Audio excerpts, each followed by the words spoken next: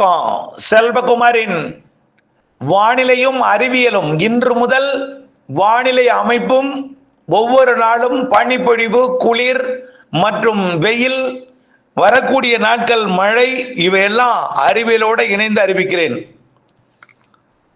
இன்றைய நாளில், அதாவது 2026 பிப்ரவரி 15 ஞாயிற்றுக்கிழமை அதிகாலை ஆய்வறிக்கை, அதிகாரப்பூர்வ வானிலை அறிக்கைக்கும் இந்திய வானிலை ஆராய்ச்சித்துறை அறிக்கையை பார்க்கவும். இன்றைய நாளில் பார்த்தீங்கன்னா உயரழுத்தம் எங்கே இருக்குன்னு பார்த்தீங்கன்னா ஒடிசா முதல் ஆந்திர பிரதேசத்தோட தெற்கு பகுதி வரைக்கும் நீடிக்கிறது. இருந்தாலும் உயரழுத்த வானிலை ஆந்திர பிரதேசம் ஒடிசாவில் இருக்கிற காரணத்தினால், உயரழுத்தம் நீடிக்கிற காரணத்தினால கொஞ்சம் பனிப்பொழிவு நேற்றை விட இன்றைக்கு கூடுதலாக இருந்திருக்கும்.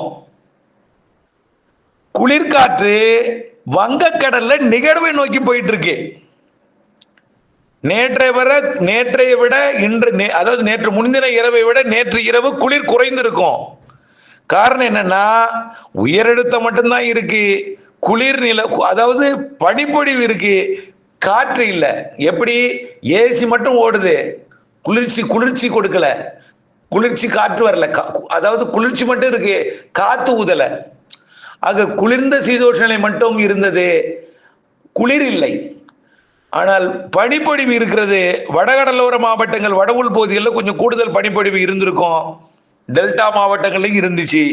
நேற்று முன்தினத்தை விட பனிப்பொழிவு கொஞ்சம் கூடுதலாகவும் குளிர் குறைவாகவும் இருந்தது. காரணம், காற்று கடலில் பயணிக்கிறது.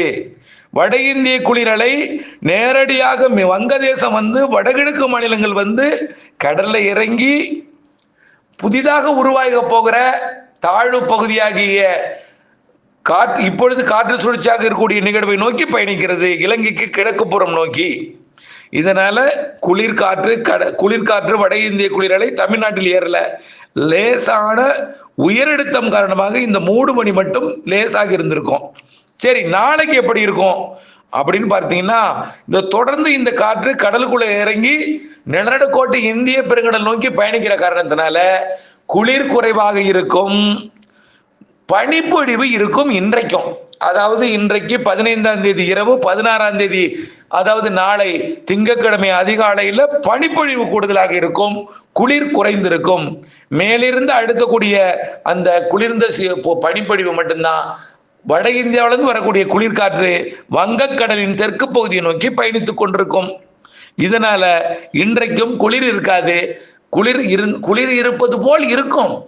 நேற்று முன்தினத்தை ஒப்பிடும் பொழுது குளிர் குறைவு, அப்படித்தான். புரியுதுங்களா? சில பேர் வெயில் அதிகமா இருக்கும்பாங்க, ஏர் கண்டிஷன்ல இருந்துட்டு வெளில வந்தா வெயில் அதிகமாக தெரியும்.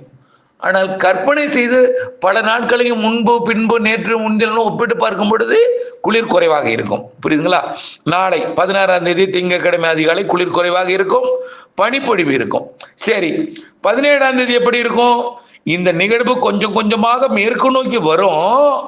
இருந்தாலும் அடுத்த நிகழ்வு அது கிழக்கு நோக்கி ஈர்க்கும் என்பதனால கொஞ்சம் மத்திய வங்கக்கடல் பகுதியில, தெற்கு மத்திய வங்கக்கடல் பகுதியில வந்து அமையும், கொஞ்சம் குளிரை கொடுக்கும்.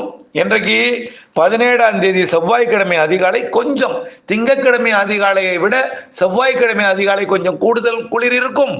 கொஞ்சம் தான், லைட்டா கொஞ்சம் கூடும், பனிப்பொழிவும் இருக்கும். ஆனால் வரக்கூடிய 18ஆம் தேதி உயரழுத்தம் விலகி போய்விடும், குளிர் வந்துடும், நிகழ்வு நெருங்கி வரும். வட இந்திய குளிர்காற்றை கடல் வழியா ஈர்த்து கொண்டிருந்தது தமிழ்நாட்டின் தரையை தொடங்கும்.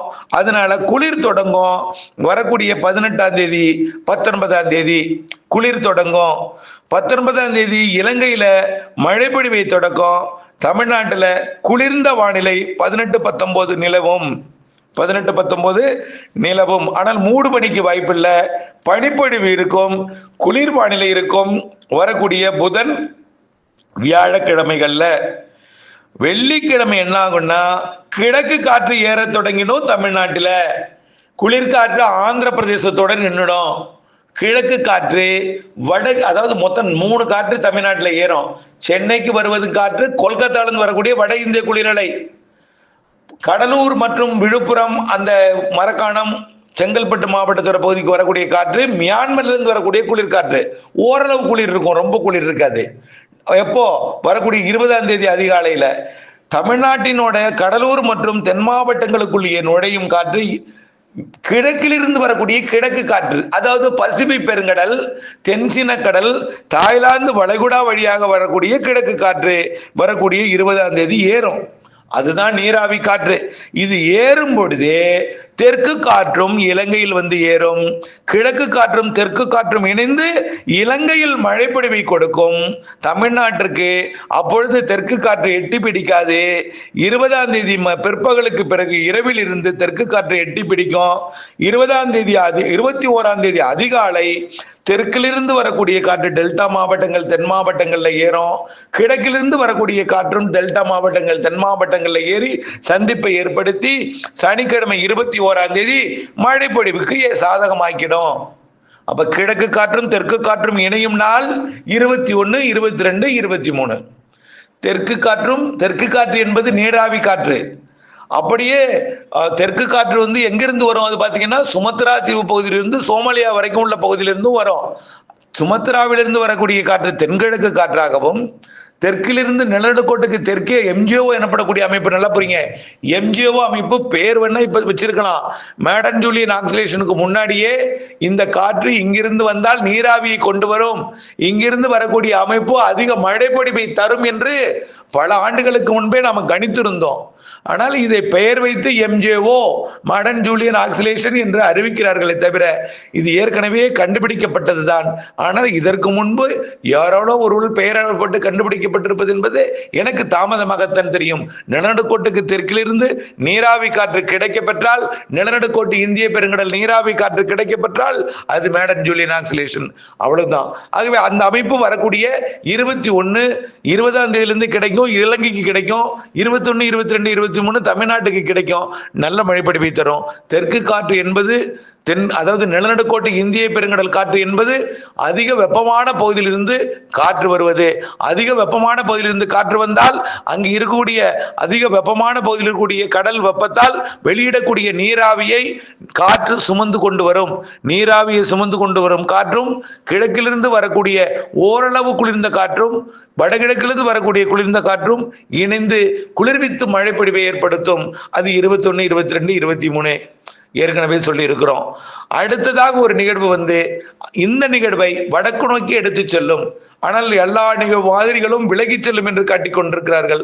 அடுத்த நிகழ்வு வந்து குமரிக்கடல் பகுதிக்கும் மன்னார் வளைகுடா பகுதிக்கும் வரக்கூடிய நிகழ்வை அப்படியே பாக்ஜல சிந்தி தமிழ்நாட்டின் வடகடலோர பகுதியை நோக்கி எடுத்து சென்று வட உள் மாவட்டங்கள் வடகடலோரம் ஆந்திர பிரதேசம் கர்நாடகா பகுதிக்கு மழைப்பொழிவை கொடுக்கும் வகையில வரக்கூடிய 22ஆம் தேதிக்கு மேல வாய்ப்பை ஏற்படுத்தும் என்பதுதான் நம்முடைய ஆய்வறிக்கை.